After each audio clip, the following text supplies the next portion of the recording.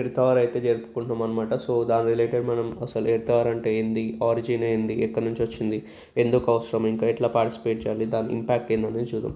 First of all earth hour అంటే ఏంది? Earth hour అంటే మనము ఒక గంట సేపులు లైట్ స్విచ్ ఆఫ్ చేస్తాం అనమాట మన ఇంట్లో.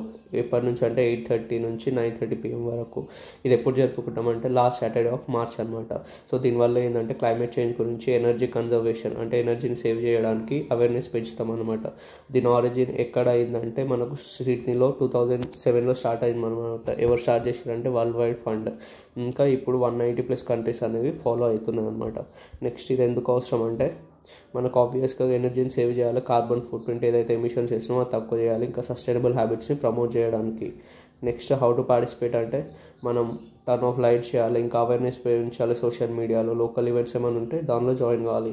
నెక్స్ట్ దీనివల్ల ఇంపాక్ట్ ఏంటంటే ల్యాండ్ మార్క్స్ అంటే ఒక మంచి పనులు చేయొచ్చు, ఇంకా ఇన్స్పైర్ చేయాలి, ఫ్రెండ్లీ ఎన్విరాన్మెంట్. దీని నుంచి ఇన్స్పిరేషన్ తీసుకొని చాలామంది ఎవరైతే ఎనర్జీ సేవ్ చేయారో వాళ్ళు కూడా సేవ్ చేసే అవకాశం ఉంటుంది.